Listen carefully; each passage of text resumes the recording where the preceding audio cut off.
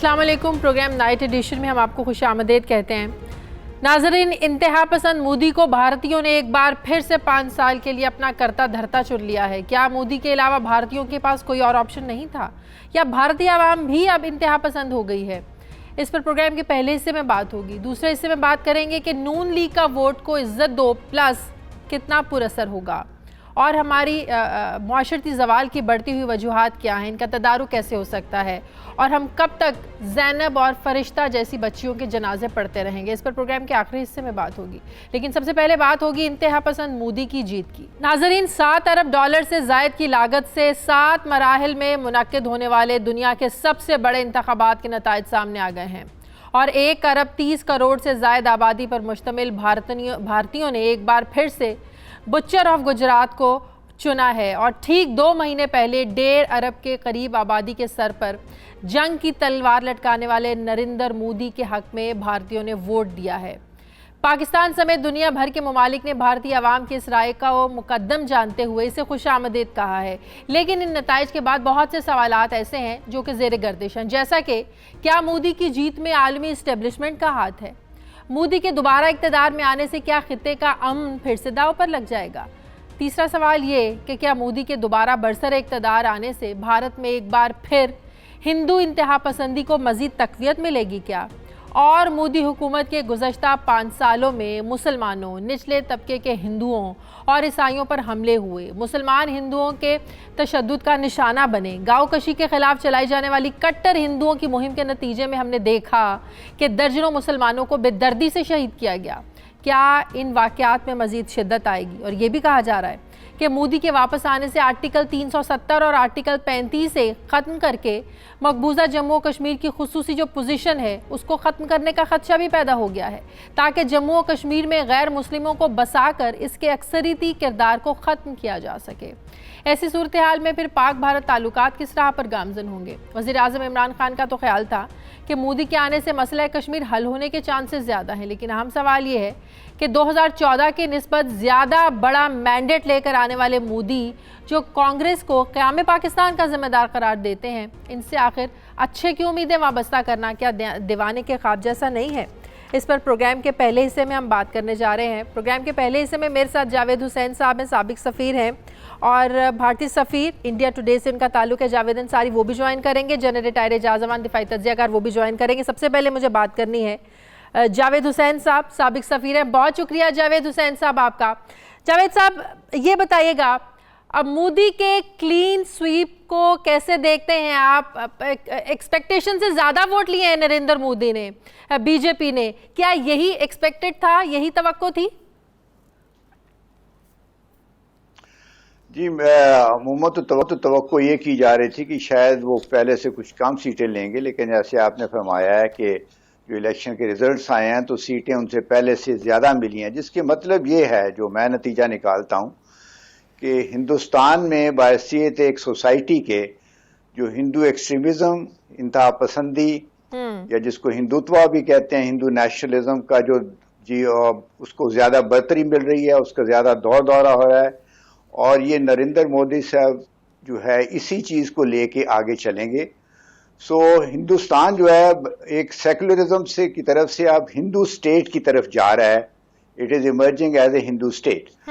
अब ये जो है, जैसे हमारा पिछले 5 साल का तजर्बा दिखाता है, ये जो चीज़ है हिंदुत्व, ये हिंदू इंतहा पसंदी, हिंदू एक्सट्रीमिज़म की जो बढ़ती हुई जो हिंदुस्तान में बरतरी है, ये वहाँ की जो माइनॉरिटीज़ हैं, अक़लियतें हैं, जैसे मुसलमान हैं या क्रिश्चियन हैं या लो कास्ट और हिंदूज़ भी हैं, उनके लिए कोई अच्छी खबर नहीं है, और मेरा ख्याल में उनके मसाइल, उनकी मुश्किलात में इजाफा होगा। इसी तरह पाकिस्तान जो है, जो एक इस्लामिक रिपब्लिक है, और हिंदू इंडिया की तरफ, इंडिया में हिंदुत्व या हिंदू इंतहा पसंदी को जो फ़रोग मिल रहा है, बिल्कुल, उसकी वजह से दोनों में टेंशन का बढ़ने का इम्कान ज़्यादा है, बजाय से कि हम ये तवक्को करें रियलिस्टिकली स्पीकिंग इनके तल्लुकात बेहतर होना शुरू हो जाएंगे। यही मैं आपसे पूछने जा रही हूँ, वो भारतीय जनता पार्टी जिसके 5 साल इक़्तिदार में हिंदुइज्म को प्रमोट किया गया, मुसलमानों को बेदर्दी से वहाँ पर कोई गाय को ज़िबा कर लेता था, मुसलमानों को शहीद कर दिया जाता था, और वो बीजेपी जो मुसलमानों का वजूद एक्सेप्ट करने के लिए तैयार नहीं है, हमारे मुल्क का वजूद एक्सेप्ट करने के लिए तैयार नहीं है ये हिंदू लोग, तो फिर प्राइम मिनिस्टर इमरान खान साहब को कैसे लगा कि अगर मोदी दोबारा इक़्तिदार में आ जाएंगे, बीजेपी दोबारा इक़्तिदार में आ जाएगी, तो कश्मीर के मसले पर बात करना इनसे ज़्यादा आसान होगा, कश्मीर का मसला हल हो सकता है। इसके पीछे प्राइम मिनिस्टर इमरान खान की क्या सोच थी जावेद साहब? मेरा ख्याल है कि ये खाम ख्याली है, ये खुश फहमी है या गलत फहमी समझ लें। मैं नहीं समझता कि नरेंद्र मोदी साहब के साथ के होते हुए कश्मीर का कोई ऐसा सलूशन जो पाकिस्तान के लिए और कश्मीरी अवाम के लिए काबिल कबूल हो, उसकी तरफ कोई ज़्यादा प्रोग्रेस हो सकेगी। बल्कि तवक्को ये करनी चाहिए अनफॉर्चुनेटली कि हिंदुस्तान का जो रवैया है पाकिस्तान की तरफ, जो पहले से ज़्यादा सख्त होगा, और वो पहले भी मस्कुलर डिप्लोमेसी के कायल रहे हैं और उसी को वो अपनाते आए हैं। आपने देखा है कि उनके पिछले 4-5 साल में LOC पे, वर्किंग बाउंड्री पे फायरिंग के इंसिडेंट्स पहले से कई ज्यादा हुए हैं। उन्होंने बातचीत का आगाज होने ही नहीं दिया पाकिस्तान के साथ। उन्होंने ऐसी कंडीशन लगाई जो अक्सर गैर मुनासिब और नामाकूल किस्म की थी।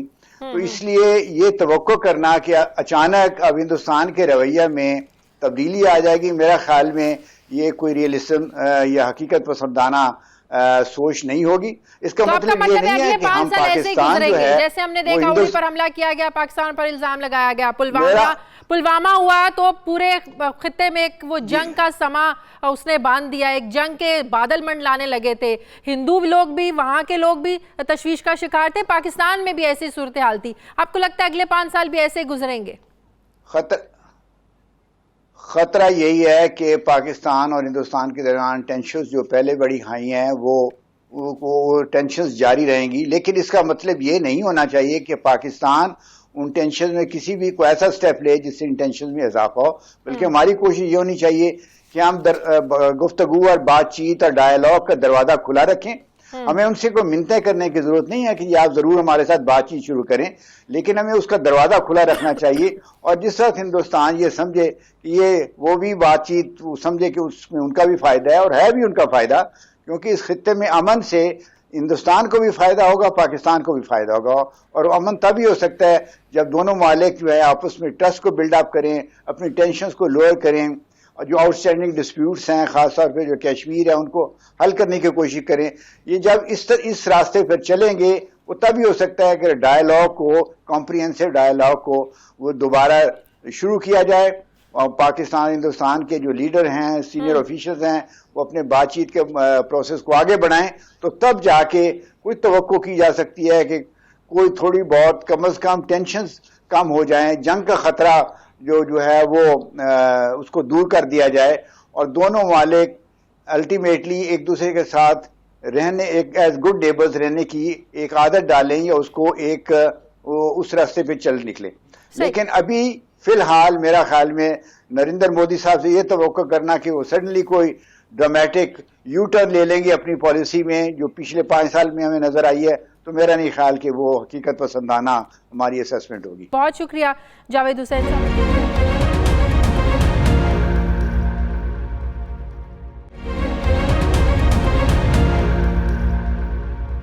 जनरल रिटायर्ड एजाज अवान साहब ने भी हमें ज्वाइन किया। बहुत शुक्रिया जनरल साहब आपका। जनरल साहब, भारतीय अवाम ने तो फैसला दे दिया कि अगले 5 सालों में भारतीय जनता पार्टी ही इक़्तिदार में रहेंगी, और एक और बात साबित उन्होंने कर दी कि हिंदू अक्सरियत कल भी मोदी के साथ थी, आज भी मोदी के साथ थी। मोदी ने जो नारा लगाया था आपकी बार 300 पार, वो उन्होंने सच साबित कर दिखाया है। दुनिया की सबसे बड़ी डेमोक्रेसी ने जो फैसला दिया है, जनरल साहब आपका इस पर क्या रिएक्शन है? कैसा लगा आपको मोदी की जीत का फैसला? आपको क्या मैसेज मिला इससे?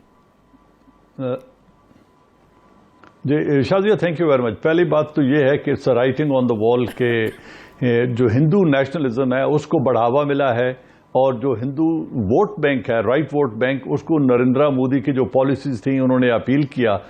और जो एंटी मुस्लिम और एंटी पाकिस्तान नैरेटिव लेकर चले थे नरेंद्र मोदी, बिलखुसूस अपने पिछले इक़्तिदार के आखिरी साल में, उसकी बहुत पजीराई हुई है, और उन्हें बड़ी भारी अक्सरियत से वो जीत के वापस आ गए। एक तरफ तो ये बड़ा खतरनाक मैसेज है उनकी उस सोसाइटी के लिए, क्योंकि हिंदुस्तान फख्र महसूस किया करता था अपनी सेकुलरिज्म पे और जमहूरियत पे, तो सेकुलरिज्म की जो हंडिया थी वो तो बिन चौराहे फूट गई है और अब वो secularism is dead and buried. लेकिन जो दूसरी बात जो है उनकी माइनॉरिटीज के लिए ये एक बड़ा लम्हा फिक्रिया है कि अब उनके साथ क्या सलूक होगा। जहां मुसलमानों को नमाज पढ़ने नहीं दी जाती थी, ईद की हो या जुमे की हो, इसी तरह क्रिश्चियंस के ऊपर और दलित के ऊपर जो मजालिम हुए और फिर सिख कम्युनिटी के साथ जो कुछ उनका रवैया रहा, तो वो एक बड़ा बैड मैसेज है माइनॉरिटीज के लिए। लेकिन मैं इसको दूसरे एंगल से देखता हूं। पहली बात यह है कि मुस्लिम, सिख, दलित और क्रिश्चियंस और दूसरी माइनॉरिटीज मिलाकर ये कुछ 60 करोड़ बनते हैं लोग। 60 करोड़ के साथ वो अगर यही रवैया रखेंगे तो इंडिया की डिसइंटीग्रेशन की बड़ी मजबूत बुनियाद पड़ जाएगी और ये शायद इंडिया को ले डूबे, ये रवैया उनके राइट विंग हिंदू वोटर्स के लिए।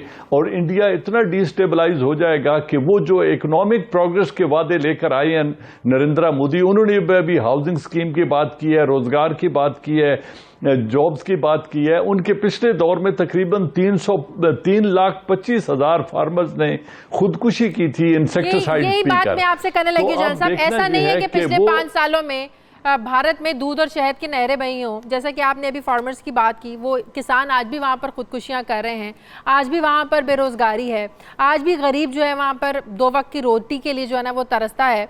तो आपको क्या लगता है कि भारतीय आवाम के पास कोई और ऑप्शन नहीं थी जिसकी वजह से उनको मोदी को ही चुनना पड़ा? राहुल गांधी को वो मोदी के बराबर लीडर नहीं समझते थे या उनको लगता था वो डिलीवर नहीं कर सकते? वजह क्या थी? क्या मजबूरी का फैसला है ये भारतीय आवाम का, ऑप्शन ना होने की वजह से?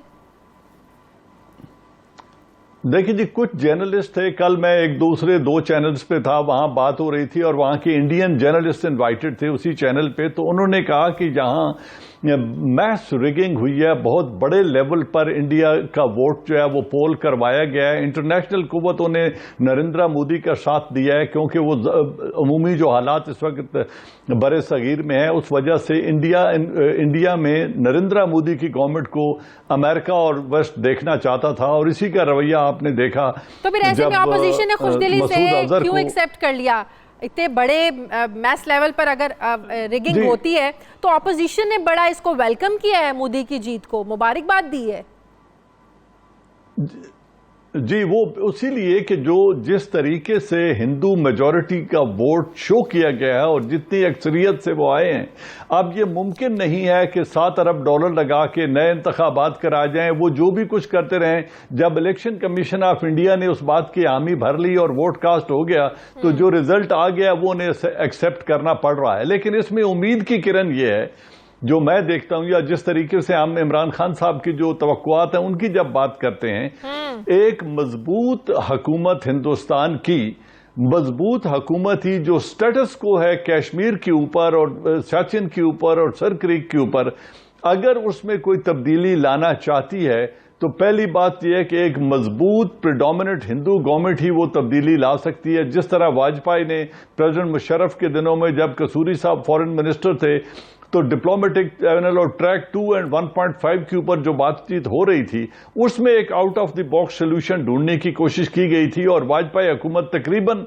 उस पर तैयार हो चुकी थी। तो अब ये जब एक मजबूत हुकूमत सामने आ गई है और उस वक्त वो नेगोशिएटेड सेटलमेंट की तलाश में हो तो फिर कश्मीर के ऊपर और इन तमाम मुद्दों के ऊपर कोई हतमी बातचीत हो सकती है, इसके इम्कानात हैं जो कि एक कमजोर हुकूमत नहीं कर सकती थी। तो इस ताकतवर हुकूमत को जो बड़ी थंपिंग मेजॉरिटी लेकर आई है, इसको अगर देखा जाए तो मुझे लगता है तो ये भी है कि मोदी के वापस आने से आर्टिकल 370 और 35 से खत्म किया करने की जो है ना वो कोशिश होगी, ताकि जो मुसलमानों की जो अक्सरियत है उसको खत्म किया जा सके, वहां पर गैर मुस्लिमों को आबाद करके। देखिए, बिल्कुल उन्होंने पिछली दफा ये बात कही थी, लेकिन इलेक्टोरल जो होते हैं ना रेटरिक्स, वो और होते हैं। इंतखाबात जीत के जब पॉलिसी फॉर्मुलेशन करनी पड़े, क्योंकि अब इन 5 सालों में मुसलमानों की नफरत वो नहीं बेच सकते, पाकिस्तान की नफरत नहीं बेच सकते। अगर वो कश्मीर में आर्टिकल 370 या 35A लाएंगे तो उसकी इतनी स्ट्रांग रेजिस्टेंस आएगी कश्मीर से कि उन्हें लेने के देने पड़ जाएंगे और उनकी कैजुअलिटीज बहुत ज्यादा होनी शुरू हो जाएंगी। उसमें पाकिस्तान के साथ ताल्लुकात मजीद खराब होंगे। तो मैं नहीं समझता कि नरेंद्र मोदी अपने इन 5 सालों में आग के साथ खेलेंगे उम्मीद करता हूं कि वो जब अपनी पॉलिसी फॉर्मुलेशन करेंगे तो वो एक बैलेंस्ड रवैया लेके चलेंगे। अब उन्हें इस रेटरिक की जरूरत नहीं है। वोट बैंक उन्होंने ले लिया है, वोट बैंक उनके फेवर में चला गया है वोट, और अब वो इक्तदार में आ गया। अब इन 5 सालों में उन्होंने इकोनॉमिकली भी डिलीवर करना है, जो मुफलिसी है उसको खत्म करना है। इस वक्त 74 करोड़ हिंदुस्तानी 300 रुपए डेली इनकम से नीचे रह रहे हैं। तो उन लोगों को उस पॉवर्टी एलिविएशन करनी है, एजुकेशन देनी है, हेल्थ देनी है, और सबसे बढ़ के हिंदुस्तान के अंदर अमन कायम रखना है ताकि हिंदुस्तान इकोनॉमिकली ग्रो कर सके। अगर ये ऑब्जेक्टिव्स हैं तो फिर वो आर्टिकल 370 या 35A कश्मीर में लागू नहीं कर सकते, क्योंकि उसकी बड़ी स्ट्रांग रेजिस्टेंस आएगी। इसी तरह अगर वो माइनॉरिटीज पे, सिखों पे मजालिम करेंगे, क्रिश्चियन पर जुल्म करेंगे, 22 करोड़ मुसलमानों पर जुल्म करेंगे, तो उनके घर में आग लग जाएगी, जो उनकी आइंदा हुकूमत के लिए साजगार नहीं होगी। बहुत शुक्रिया जनरल रिटायर्ड एजाज अवान साहब हमारे साथ हैं। नाज़रीन, मुझे प्रोग्राम में एक ब्रेक लेनी है। ब्रेक के बाद जब वापस आएंगे तो बात करेंगे कि नून लीग का वोट को इज्जत दो का नारा तो आम इंतखाबात में हमने देखा नहीं चल सका। क्या वोट को इज्जत दो प्लस का नारा जो है ये आवाम को ईद के बाद सड़कों पर ला पाएगा? एक छोटे से वक्फे के बाद इस पर बात करेंगे।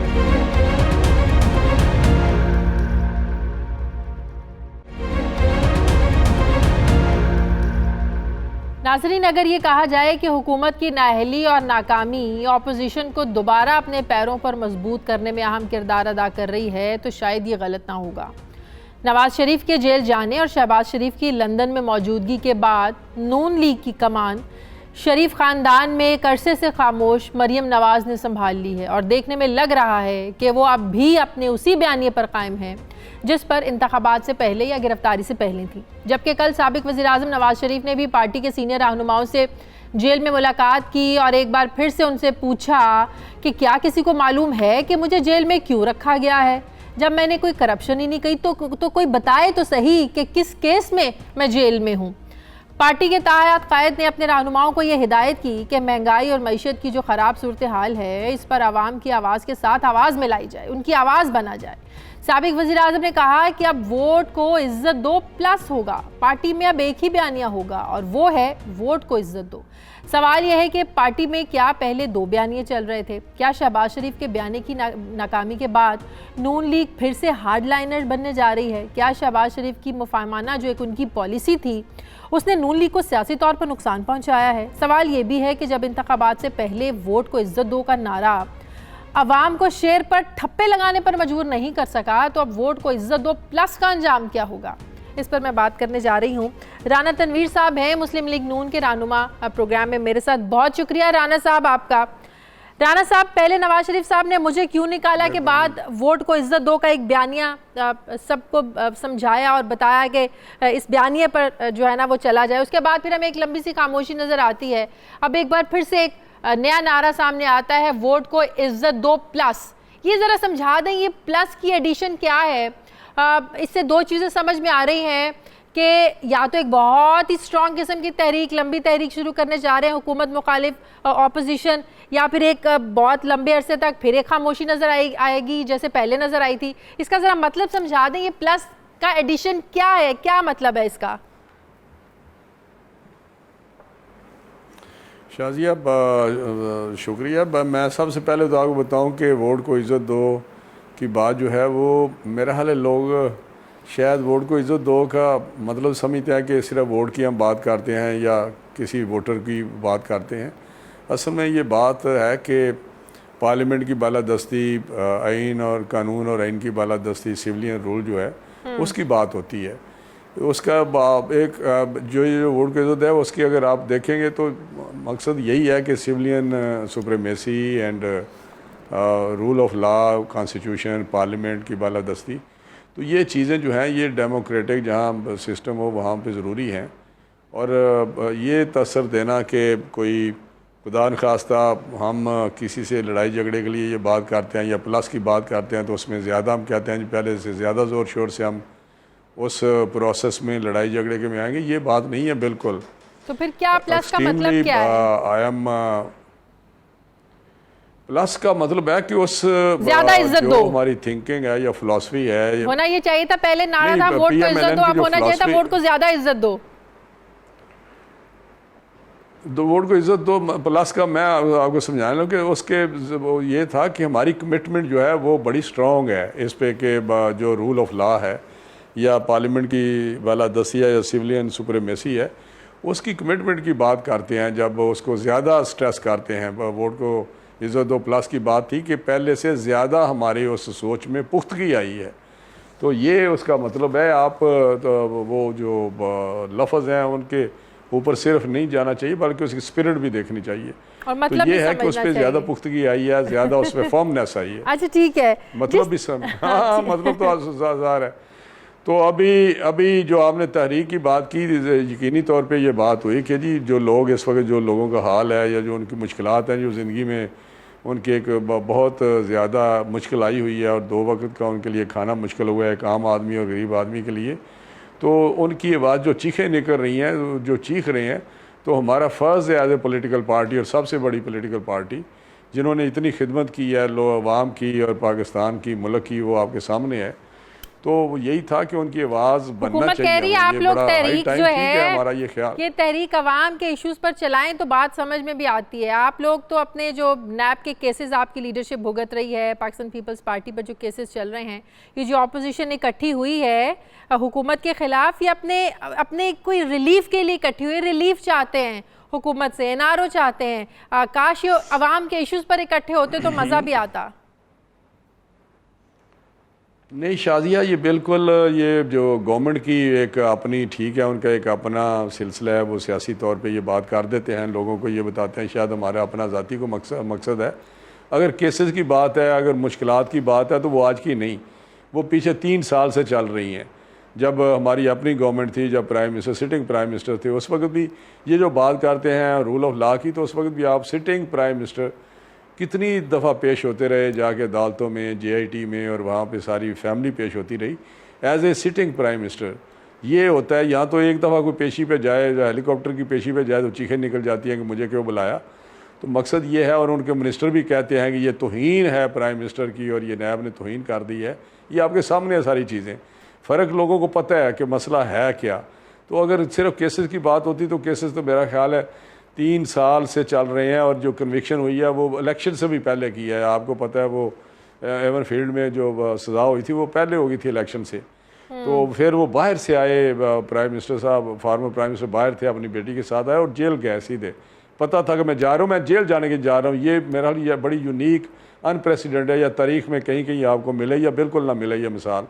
तो कहने का मकसद है कि ये कहना कि ये सिर्फ केसेस के लिए है, तो केसेस तो सजाएं तो बहुत पहले हो चुकी हैं। शहबाज शरीफ साहब बाहर हैं, नवाज शरीफ साहब जेल में हैं, हुकूमत मुखालिफ तहरीक ईद के बाद चलाने का ऑपोजिशन इंडिया दे चुकी है।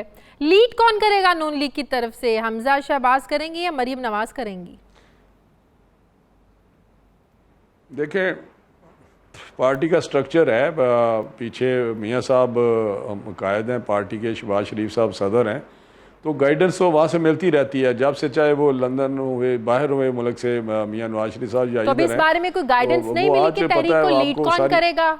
अभी कोई गाइडेंस नहीं मिली नवाज शरीफ साहब की तरफ से? नहीं, ये बिल्कुल आपको पता है कि जब गए थे हम अफ्तार डिनर पे, तो उस वक्त जो डेलीगेशन था उसमें मरियम साहबा भी थी, लेकिन साथ ही साथ डेलीगेशन को लीड तो शायद खकान अब्बासी साहब कर रहे थे।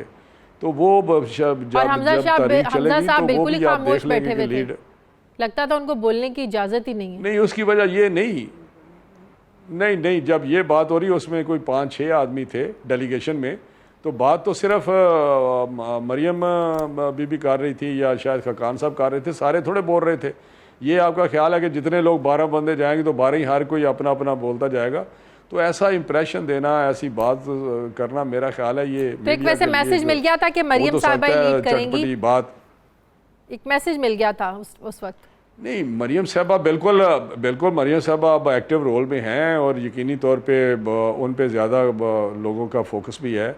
जहाँ भी जाते हैं लोग, बड़ा क्राउड पुलर भी है और बड़ी पॉपुलर भी है। तो इसमें ये चीज़ें, ये विद इन पार्टी हमारी अरेंजमेंट है, ये कोई इतनी परेशानी वाली बात नहीं। परेशानी वाली बात तो गवर्नमेंट के लिए ये है कि तहरीक जो चल रही है उससे वो परेशान है कि तहरीक चलेगी। वो कहते हैं हमें कोई परेशानी नहीं है। हमारा ख्याल है कि अब वो कहते हैं आए, हम कंटेनर भी देंगे, खाना भी देंगे, सब कुछ देंगे, आप आए तो चलाएं तो तहरीक। शाजिया, ये आप अपने ईमान से दिल पे हाथ रख कर बताएं कि जब ये कोई कहता है कि आप चलाएं, हमें कोई परेशानी है, उसका मतलब परेशानी है। परेशानी यकीनी तौर पे है। मुझे प्राइवेट तौर पे भी कहा गया यार ये क्या कर रहे हैं, मत करें इतना ज़्यादा। लेकिन मैं आपको यहाँ क्लियर करना चाहता हूँ, हम कोई ऐसे इंस्टेबिलिटी क्रिएट नहीं करना चाहते पॉलिटिकली कि जिससे बहुत बड़ा सिस्टम को या मुल्क को नुकसान हो। यकीनी तौर पे ये क्योंकि हमारे बातों से, हमारी तकरीरों से, हमारी इनके साथ आप जो लोगों के मामला साथ क्यों चलते हैं निकलेंगे? उनकी वो कहेंगे कि आप लोगों के अपने लीडर जो करप्शन केसेस में सजाएं भुगत रहे हैं, तो वो क्यों निकलेंगे आप लोगों की वजह से? ये आपका ख्याल है कि अवाम ये सोचते हैं करप्शन के केसेस भुगत रहे हैं, वो समझते हैं इंतकामी कार्रवाइयाँ हो रही हैं, और ये बिल्कुल करप्शन के केसेस जितने हैं वो बेसलेस हैं। लोगों को पता चल रहा है कि जिस तरह का डिस्क्रिमिनेशन के साथ ये क्या ये एहतसाब हो रहा है। पीटीआई के कितने लोग हैं, अगले दिन चेयरमैन नैब का इंटरव्यू था तो उन्होंने गिन गिन के बताया कि कौन कौन से लोग हैं, लंबी लिस्ट आपके भी पास है। कल भी किसी चैनल पे बता रहे थे, पढ़ के नाम बता रहे थे कि कौन कौन से पीटीआई के या और आज नून लीग को हमदर्दियां हो रही हैं, आज नून लीग को हमदर्दियां हो रही हैं चेयरमैन नैब के साथ, जो कि हुकूमत जो है वो चेयरमैन नैब को जो है ना वो ब्लैकमेल कर रही है। आज बड़ी हमदर्दियां जताई जा रही हैं। शहबाज शरीफ साहब कह रहे हैं पार्लियामानी कमेटी बननी चाहिए। नहीं, मेरी बात सुने, आप समझने की कोशिश करें। एक जो नैब के और चेयरमैन नैब के जो भी उनका तरीक़ेकार है या जिस तरह उन्होंने एक्शन किए हैं उस पर तहफ़्फ़ुज़ात PMLN को बड़े स्ट्रॉन्ग तहफ़्फ़ुज़ात हैं। लेकिन जहाँ तक इस इशू का तल्लुक़ है, इस इशू पे पार्टी ने ये फ़ैसला किया कि ये क्योंकि ये पर्सनल मामला है तो उसको ना उठाया जाए। वरना देखिए, अगर हम उस तरह के होते जिस तरह हम पे केसेस बने हैं या जिस तरह जेलों में हैं सारे PMLN के बहुत सारे लोग, तो ये बड़ा मौका था। लेकिन ये एक असूली फ़ैसला किया, किसी पर्सनल लाइफ के जो मामलात हैं या ज़ाती मामलात हैं उनको इस तरह ना छाला जाए। पार्लियामानी कमेटी किस पर बनाने का शहबाज शरीफ साहब कह रहे हैं?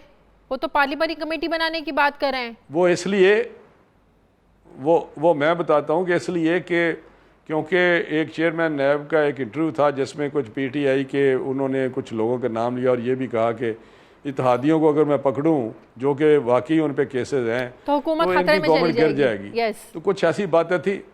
तो इसका ये जो ताहिर साहब हैं या उनकी जो कड़ियाँ हैं वो मिलती हैं प्राइम मिनिस्टर के वो स्पोक्स पर्सन या उनके बड़े स्पेशल असिस्टेंट जो भी थे, आपको पता है उनका क्या उनके साथ वास्ता और कितने सालों से है, किस तरह वो हटा दिया। तो ये हटा किस तरह हटाया, क्या हुआ, लेकिन उसकी कड़ियाँ हम चाहते हैं कि इसकी तह तक पहुँचा जाए कि असल में हकीकत क्या है, ये किसने लीक की है, क्यों करवाई गई है और ये कहाँ तक इसकी कड़ी जाके मिलती है। क्या लीग तो कह रही है ना कि हुकूमत की तरफ से प्रेशराइज किया जा रहा है, ये सारे हुकूमत के टैक्टिक्स हैं नैब चेयरमैन नैब पर दबाव डालने के लिए। अच्छा, ये बताइएगा, नून लीग का ये बयानिया है ना, ये सर्कमस्टांशियल एविडेंस तो यही है ना कि एक इंटरव्यू आया, उन्होंने कुछ अपना इजहार किया कि ये लोग मैं पकड़ने जा रहा हूँ, और उन्होंने ये भी कहा कि चेयरमैन नैब ने कि इनको जलील पता नहीं क्या वो जो हाई ऑफिसर्स हैं उनको ना दिए जाएं। आखिरी सवाल मेरा आपसे शहबाज शरीफ साहब, कब वापस आ रहे हैं? आखिरी सवाल मेरा आपसे, कब वापस आ रहे हैं? 16 को तो उनके टेस्ट होने थे, टेस्ट अभी नहीं हुए, तबीयत ठीक है उनकी? देखिए, उनकी तबीयत सबको पता है कि उनको स्टमक में कैंसर था। जब वो अमेरिका उन्होंने सऊदी अरब ले गया और वो मुसलसल अंडर ऑब्जर्वेशन उनकी ट्रीटमेंट होती रहती है, उनको बैक का भी मसला है। तो ये सारी चीज़ें वहाँ टेस्ट हो रहे हैं और वो रेगुलर टेस्ट कराते रहते हैं। कुछ मामलात की वजह से वो नहीं जा सके थे, जब वो उनकी बेल शेल होगी तो वो गए हैं। तो वापस उन्होंने बजट से पहले आने का उनका पक्का इरादा है कि जब जी बजट अजलास होगा मैं आकर अपनी ओपनिंग स्पीच वहाँ करूँगा। उससे पहले उनके टेस्ट होपफुली ख़त्म हो जाएंगे। अल्लाह ताला उनको ज़िंदगी दे, सेहत और तंदुरुस्ती दे और अपने वतन वो जो है ना वो सेहत के साथ वापस। बहुत शुक्रिया राना तनवीर साहब आपका। नाज़िम, मुझे प्रोग्राम में एक ब्रेक लेनी है, ब्रेक के बाद जब वापस आएंगे तो बात करेंगे कि पाकिस्तान में रोज़ 12 बच्चों को जिनसी ज़्यादती का निशाना बनाया जाता है। हमारे इस माशरती ज़वाल की वजूहात क्या हैं, इनका तदारुक कैसे किया जा सकता है, इस पर बात करेंगे एक छोटे से वक्फे के बाद।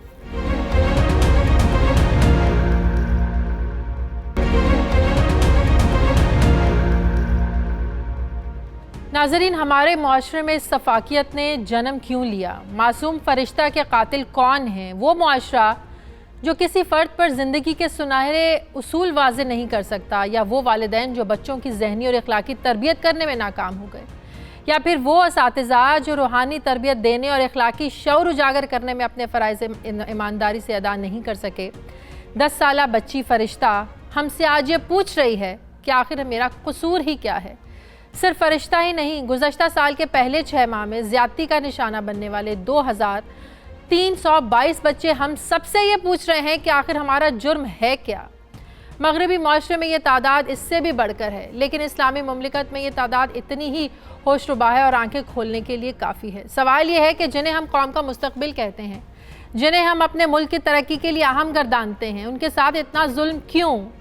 मुल्क में बच्चों के हुकूक से मुताल्लिक़ क़वानीन हम सब जानते हैं मौजूद हैं, लेकिन इन पर अमल नहीं होता, आखिर क्यों? इस वाक़े ने एक बार फिर से हमारे इज्तिमाई बेहिस्सी को नुमायाँ किया है। इस सफ़ाकियत का तदारुक आखिर कैसे किया जा सकता है, कैसे इन वाक़यात से बचा जा सकता है, इस पर आज हम बात करने जा रहे हैं। मेरे साथ टीवी एक्ट्रेस मारिया वास्ती साहिबा हैं। बहुत शुक्रिया मारिया आपका। मारिया, हम लोगों ने देखा कि इस वाक़े के बाद, फ़रिश्ता के वाक़े के बाद, जो टीवी से जुड़े लोग, जो अदाकार तबका है, वो खुलकर सामने आया, प्रेस कॉन्फ्रेंस भी की और बहुत ज़्यादा मज़म्मत की। पूरी कौम इस वाक़े की मज़म्मत कर रही है। पिछले साल हमने देखा जब ज़ैनब का वाक़या हुआ, सिविल सोसाइटी ने एहतजाज किया, पूरी कौम जागी, मुजरिम को फांसी भी हो गई, सज़ा भी हो गई, और फिर एक वक्त के लिए ऐसा लगा कि शायद कोई दोबारा इस तरह करने से पहले 100 बार सोचेगा, लेकिन ऐसा नहीं हुआ। रोज़ बच्चों को अगवा किया जा रहा है, रोज़ बच्चों के साथ ज़्यादतियाँ हो रही हैं। आपको क्या लगता है ये इतनी सफाकियत हमारे मुआशरे में क्यों बढ़ती जा रही है? बढ़ती जा रही है, इसका कोई आपको क्या लगता है कि ये जब एक एक वाकया सामने आता है तो ये कोई, जैसे आपने जिक्र किया कि 2000 बच्चों के साथ ये हुआ, इतने तो दिन हमारे साल में नहीं होते जितने ये वाकयात हमारे महीनों में हो जाते हैं। दैट मीन्स के जब हमने ज़ैनब के ऊपर बात की थी और हम पूरी कौम और सोसाइटी तड़प उठी थी, तो उसका मकसद एक इंडिविजुअल केस नहीं था। It was not an individual case. फरिश्ते का भी इंडिविजुअल केस नहीं है। पता नहीं हमारी कौम सिर्फ मुजम्मत पे चल रही है कि मैंने भी सोशल मीडिया पे मुजम्मत कर दी, मीडिया पे आके कर दी, जो लोग बाकी हैं वो भी कहते हैं हम मुजम्मत करते हैं, आपके प्राइम मिनिस्टर, आपके मिनिस्टर्स, आपके पुलिस वाले, ये सब मुजम्मत करते हैं और उसके बाद वो चीज खत्म हो जाती है। Where is the safe city, where are your cameras, why is the police not doing their duty? आप मुझे बताएं, FIR दर्ज होने में टाइम क्यों लगता है? आपका इन्वेस्टिगेशन ऑफिसर है, वो रिपोर्ट, वो काम अपना क्यों नहीं करता है? ये सारी चीजें हैं। मैं तो कहती हूँ पता नहीं 1 नहीं 10 ज़ैनब्स अ डे ये केसेस हो रहे हैं ऑल ओवर द वर्ल्ड। और पाकिस्तान में हमें अपने मुल्क को देखना है। हमारी सोसाइटी ठीक नहीं हुई है। मुझे अगर आप कहना कि I feel hopeless, I do. मुझे इस बात में वो नहीं है कि जी I am hopeful about anything right now, I am not, क्योंकि ये चीज चले जा रही है। ये केस खत्म हो जाएगा, कल आप किसी और चीज पर डिस्कशन करेंगे, फिर ये केस दोबारा होगा। इन्हीं चंद दिनों के अंदर बहुत सारे केसेस हो गए। वो 3 साल की बच्ची भी चली गई, वो एक और बच्ची के साथ हो गया, एक यंग 20-22 लड़की के साथ वो पुलिस वाला वाकया हो गया। आई एम नॉट अंडरस्टैंडिंग कि ये हम इतने एक्चुअली इनसेंसिटिव हो चुके हैं कि अब हमें फर्क नहीं पड़ता है। और जब तक आप कानून की बात कर रहे हैं, इट्स अबाउट द इम्प्लीमेंटेशन। आम आवाम इस बात से कंसर्न नहीं है कि आप करप्ट लोगों को पकड़ के नैब में लेकर जा रहे हैं। आप नवाज शरीफ को कह रहे हैं, नवाज शरीफ आपको कह रहा है, जरदारी के साथ क्या हो रहा है। हम आवाम को सेफ्टी चाहिए। ये बातें बिल्कुल अपनी जगह बिल्कुल ठीक है। इस वाक़े का हिफाजत चाहिए। एक सेकंड के लिए हमें इस वाक़े का नैब में किसका केस है, एक सेकंड के लिए हमें इस वाक़े का दूसरा पहलू भी देखना चाहिए और उसको भी हमें डिस्कस करना चाहिए। वो कि ऐसे वाक़यात में हमारे पेरेंट्स की आपको इग्नोरेंस कहीं नज़र नहीं आती है। जो बच्चे अगवा होते हैं, घरों से बाहर बच्चियां जाती हैं, ये पेरेंट्स को भी कहीं ना कहीं, बल्कि बहुत हद तक उनको रिस्पॉन्सिबिलिटी लेनी चाहिए। जो आपको देखना चाहिए हमारा मुआशरा कैसा है। शायद इंसानों में ना, मेहमानों में, जानवरों में रह रहे हैं, तो पेरेंट्स की एक बहुत बड़ी जिम्मेदारी बनती है आप क्यों बच्चों को घरों से बाहर निकालते हैं, अगर आपको लगता है कि हमारा मुआशरा सेफ नहीं है। बिल्कुल आप सही कह रही हैं, बिल्कुल सही है।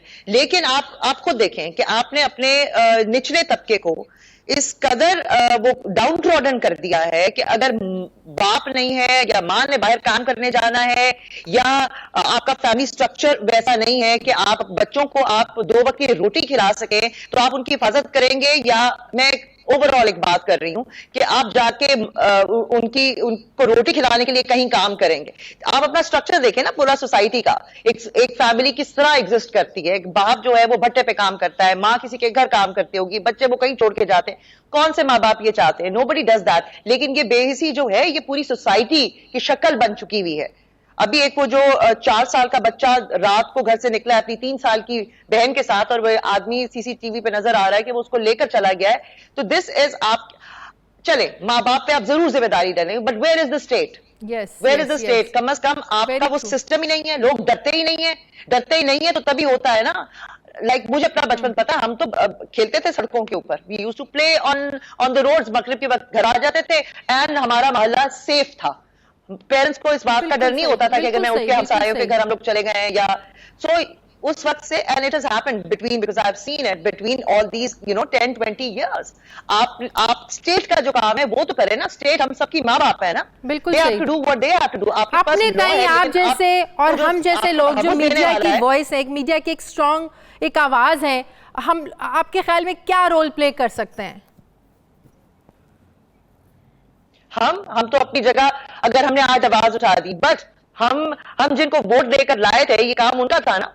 आप टैक्स इकट्ठा नहीं कर सक रहे, वो मेरी प्रॉब्लम नहीं है। आप कौन से रूल्स इंप्लीमेंट नहीं कर सक रहे, ये मेरी प्रॉब्लम नहीं है। मैं आपको टैक्स देती हूँ, मैं अपना काम सही करती हूँ।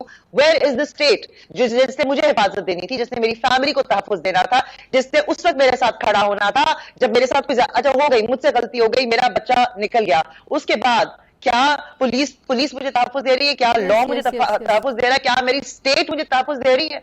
नो, ये पूरे आवे का आवा बेगावा है। आप सिर्फ पेरेंट्स को नहीं कर सकते, ये एवरीथिंग इज रॉन्ग। और हाँ, द प्रॉब्लम इज कि आप डाउन ट्रॉडन या गरीब सोसाइटी को, जिसको शायद अब आजकल के आपने देखा होगा, इतनी महंगाई और इतनी प्रॉब्लम्स हैं, उन्हें होश नहीं है। आप ये देखें कि आपकी जो स्टेट है, they are suppose to do that, they are suppose to give us that, जो तहफ़्फ़ुज़ हमें चाहिए वो कहीं से नहीं है। तो जाहिर है सोसाइटी अगर इन्हीं चीजों में पड़ी रहेगी तो कैसे तरक्की करेगी? हम भी हुकूमत से ये अपील करते हैं कि इन मामलात को संजीदगी से ले। ऐसे कवानीन हमारे मुल्क में हैं, सिर्फ फ़र्क इतना है कि इनको इम्प्लीमेंट नहीं होता, इनको किया जाता। जिस दिन ये कवानीन इम्प्लीमेंट होना शुरू हो जाएंगे तो ऐसे वाक़यात हमारी सोसाइटी से बिल्कुल ख़त्म हो जाएंगे।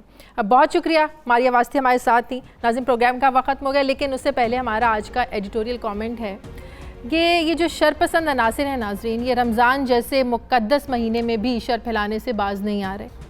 आज 19वां रोज़ा है और इन दिनों में भी मुल्क भर में दहशतगर्दी के हमने देखा 5 बड़े वाक़यात जो हैं वो रूनुमा हो चुके हैं। 6 मई को माह रमज़ान के आगाज़ से अब तक मुल्क में होने वाला दहशतगर्दी का ये जो आज वाक़या हुआ, ये 5वां वाक़या है। आज बलूचिस्तान के दारुल हुकूमत कोयटा के नवाही इलाके पश्तूनाबाद में कायम मस्जिद में धमाका हुआ, जिसके नतीजे में 2 अफराद शहीद जबकि 20 से ज़ायद जो लोग थे वो ज़ख्मी हुए। धमाका जो था ये नमाज जुमा के वक्त हुआ, जिसको टाइम डिवाइस के ज़रिए किया गया। इस वक्त कोयटा शहर में 618 मसाजिद में से 100 मसाजिद को सिक्योरिटी फराहम की गई है, जबकि पूरे शहर में 1500 के करीब सिक्योरिटी जो एहलकार हैं उनको तैनात किया गया है। आज होने वाले धमाके में रमज़ानुल मुबारक में 5वां, जबकि कोयटा में ये आज का दूसरा धमाका था। इससे पहले 13 मई को हमने देखा कोयटा के इलाके सैटेलाइट टाउन की मिनी मार्केट में पुलिस मोबाइल के करीब एक धमाका हुआ, जिसके नतीजे में 4 एहलकार शहीद हुए थे, 2 एहलकारों समेत 9 अफराद ज़ख्मी भी हुए थे। और उससे 2 दिन पहले यानी 11 मई को बलूचिस्तान के साहिली इलाके ग्वादर में हमने देखा 5 स्टार होटल पर दहशतगर्द हमला करते हैं, जिसके नतीजे में नेवी का 1 एहलकार और 4 सिक्योरिटी गार्ड्स भी शहीद होते हैं, जबकि 6 अफराद उस वाक़े में भी ज़ख्मी हुए थे। जबकि सिक्योरिटी फोर्सेस ने बर वक्त उस वक्त कार्रवाई की, 3 दहशतगर्द भी मारे गए थे। रमज़ान मुबारक में ही 8 मई को हमने देखा लाहौर में जो नाखुशगवार वाक़या पेश आया था, दाता दरबार के बाहर खुद कुछ धमाका हुआ था, जिसमें 4 पुलिस एहलकारों और 1 सिक्योरिटी गार्ड समेत 10 अफराद शहीद हुए थे, 30 अफराद उसमें ज़ख्मी हुए थे।